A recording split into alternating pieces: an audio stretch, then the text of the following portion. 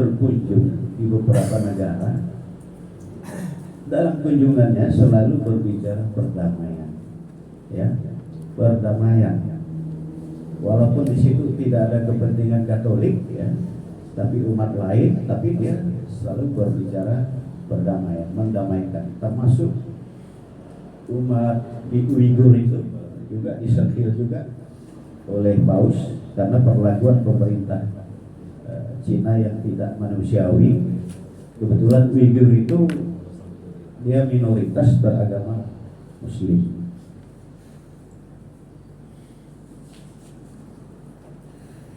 Lalu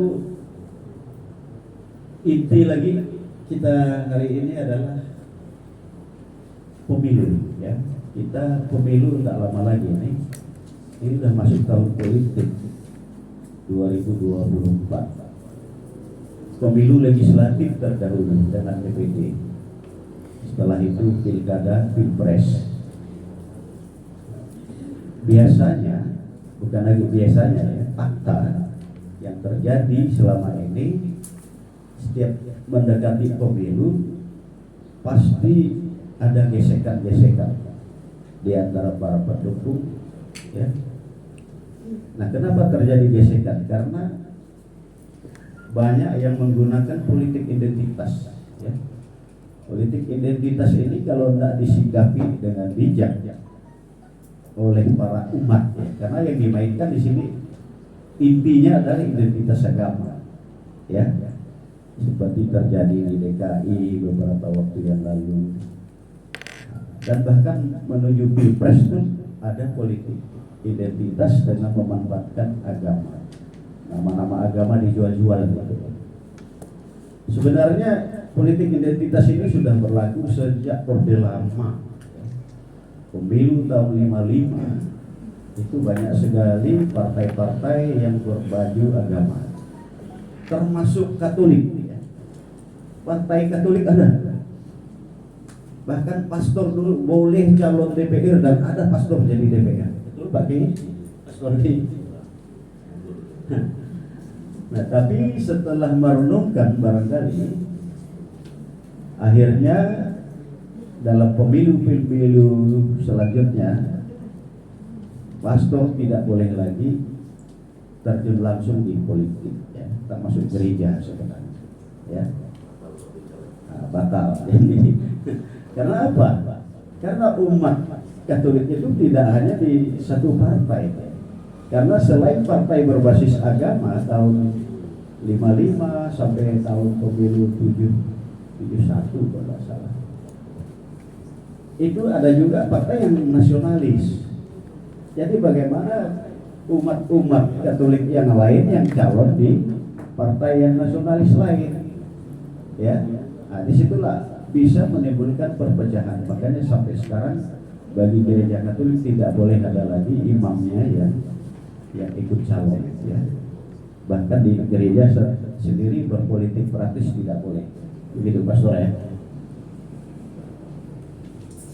Nah, politik identitas ini memang dari dulu, tapi kok nggak ada masalah, ya, gitu, ya.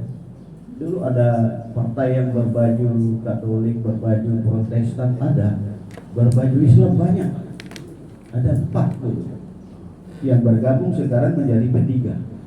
Berfungsi 10 Januari 73 ada 4 partai yang berbasis Islam, berdasarkan Islam, bergabung berfungsi menjadi P3. Yang nasionalis ada 5 bergabung di PDI. Saya yang ambil yang terakhir, dulu partainya banyak, ya. Tahun 55 banyak, masih ada PD malah. Di Kalbarni PD pemenang, nomor 2 PNI. Tapi kok dulu enggak ribut gitu, ya. Padahal semua menjual agama. Tapi mungkin situasi kondisi waktu itu dan sekarang berbeda, ya. Berbeda. Kalau sekarang itu saya lihat identitas ini selalu juga dikait-kaitkan dengan pada akhirnya larinya ke ujaran kebencian tadi, Pak Liam, ya. Itu tadinya dia dari politik identitas lari ke ujaran kebencian. Itu yang marak sekarang.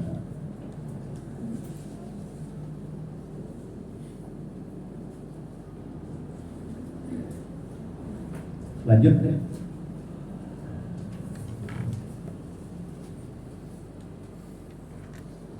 Nah, di situ mengapa politik identitas sering digunakan menjelang pemilu?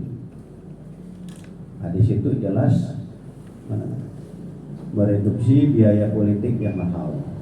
Artinya dengan menjual agama itu kan, oh mentang-mentang saya agama Katolik, orang Katolik pasti mendukung saya, kira-kira begitulah. Jadi saya tidak perlu kampanye lagi, tidak perlu mengeluarkan duit. Itu salah satu. Yang kedua, masyarakat mudah terpolarisasi dan diarahkan untuk keuntungan individu atau kelompok tertentu. Nah, itu tadi, terutama yang terjadi di ibu kota negara kita, gampang sekali dengan nasi bungkus uang 50.000, jadi gampang dikerahkan mereka dengan kepentingan politik identitas tadi. Kemudian rata-rata masyarakat Indonesia masih menyukai pemahaman politik berbasis primordial. Ini tidak bisa dibantah juga, ya. Itu sampai sekarang masih, ya, primordial. Dan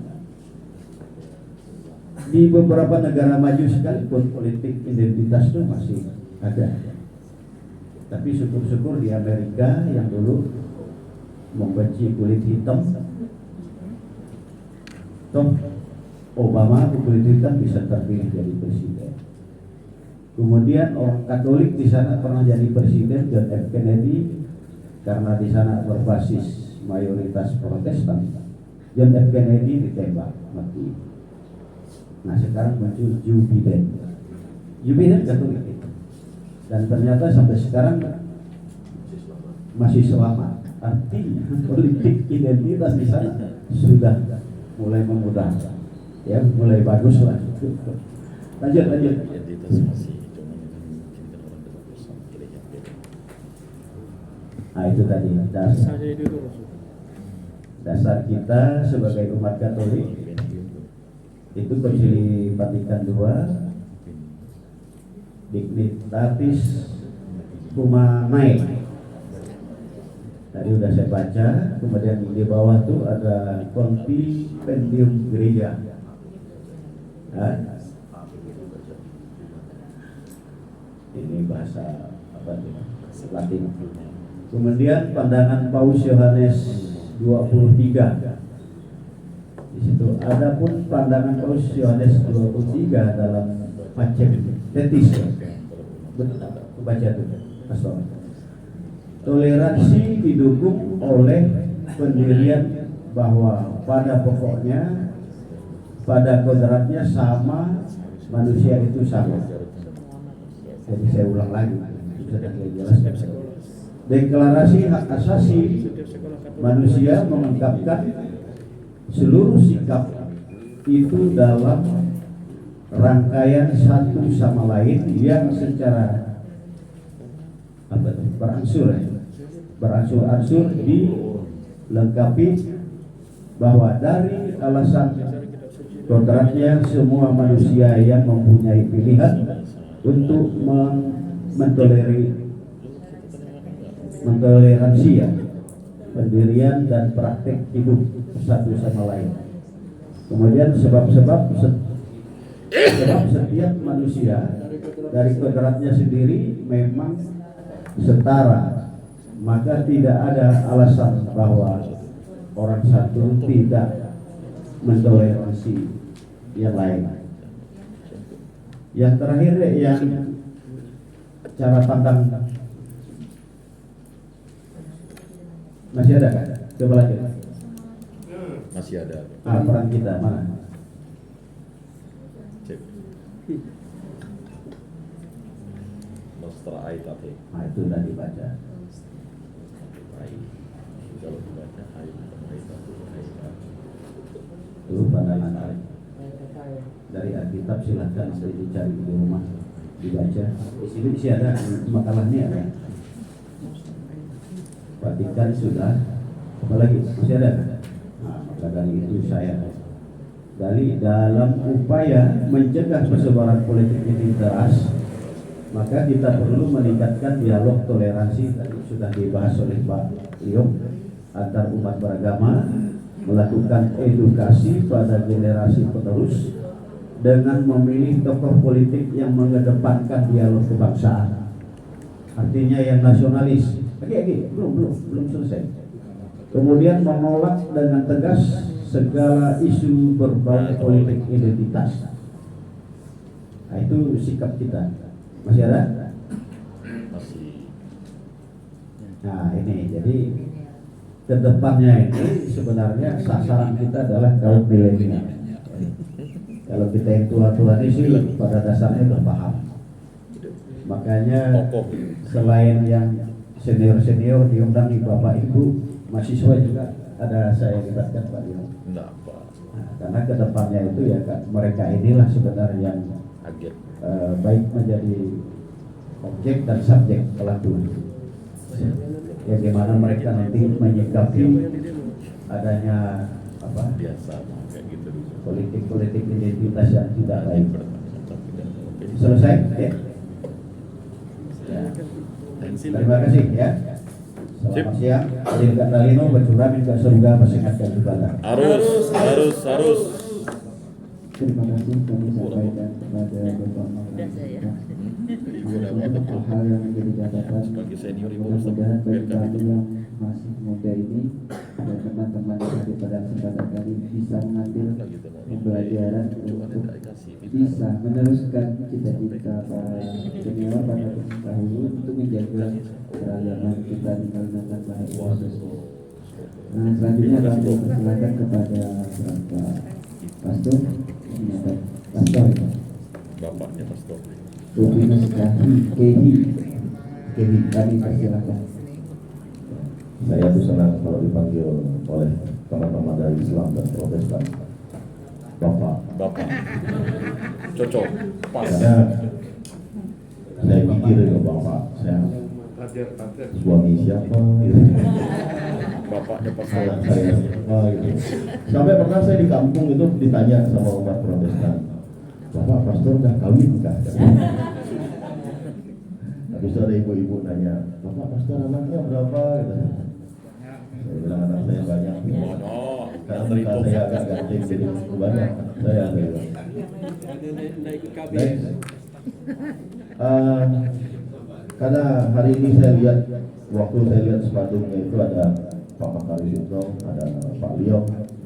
Beliau berdua ini adalah bukan senior adik seperti bapak saya, karena waktu saya masih kuliah di Fakultas Ekonomi tahun 2005. Mereka inilah yang mengajarkan saya di organisasi. Jadi saya kerja di rumah petang tahun 2008 sampai 2011 bersama Pak Makarim Sintong sebagai sekretaris umum Dewan Adat Senior tapi sepuh. dan Pak Liong Dipanggil sesepuh. Dewan Adat dan Pak Kadisi sebagai ketua. Nah, terus setelah itu saya menghilang. Mereka bingung kemana saya menghilang. Ternyata saya masuk seminari. Dan akhirnya tahun 2019 saya pulang ke sini, pulang ke Kalimantan. Status saya sudah pindah ke Prater Projo.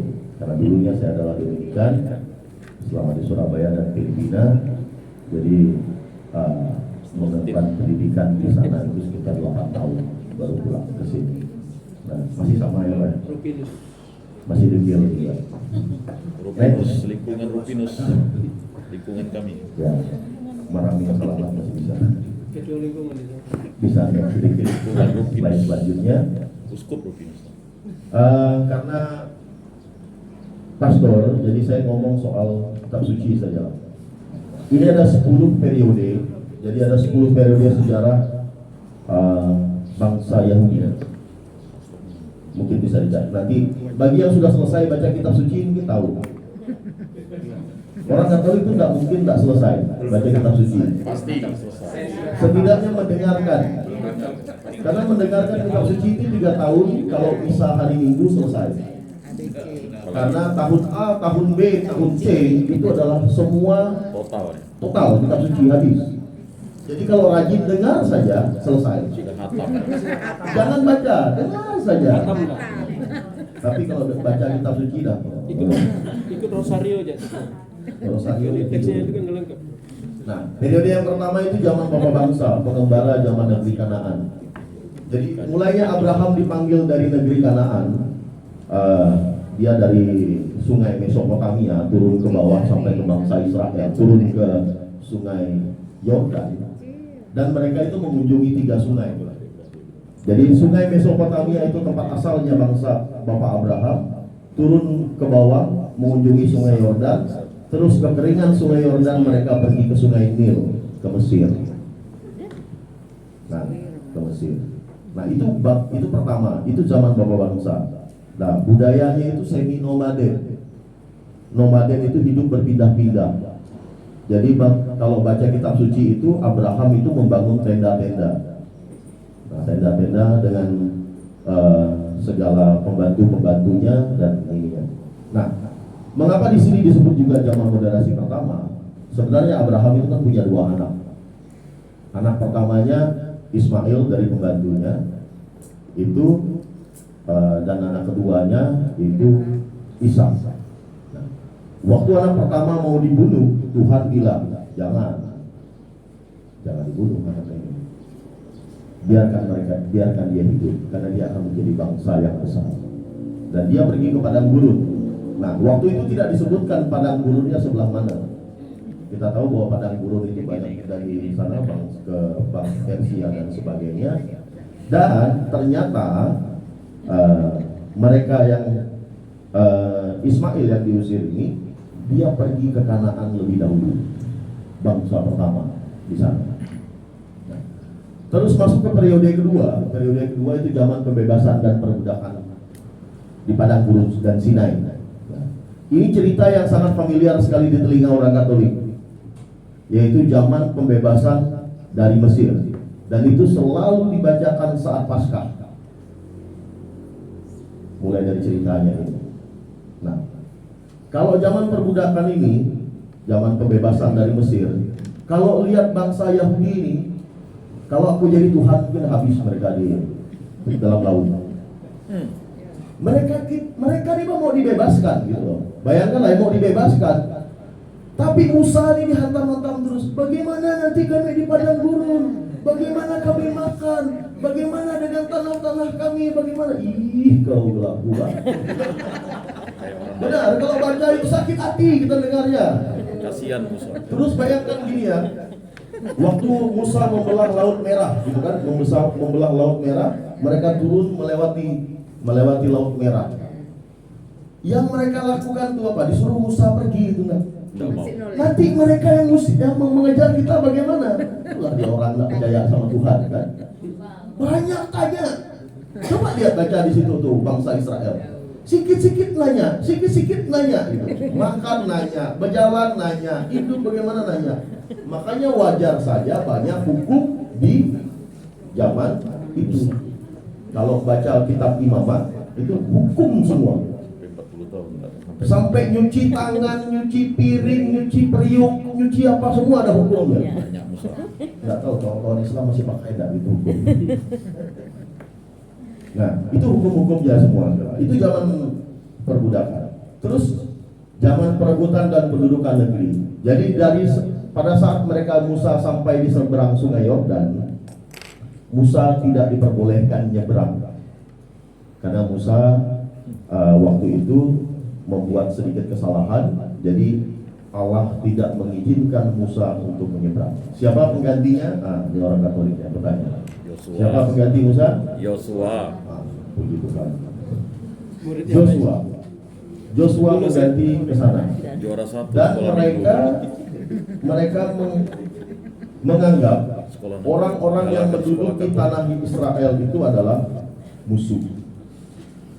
Nah, terus setelah mereka merebut beberapa tempat di sana, enak pas sebenarnya mereka itu. Kenapa enak? Karena mereka hidup dengan para pengganti Musa dan Joshua. Jadi mereka itu tidak ada istilahnya jadi babu, tidak ada istilah jadi pesuruh, tidak ada istilah jadi membayar pajak, pun tidak ada. Orang Yahudi tidak ada istilahnya. Tetapi mereka datang kepada Samuel, pengganti hakim-hakim pada waktu itu, hakim terakhir, minta raja. Sampai Samuel bilang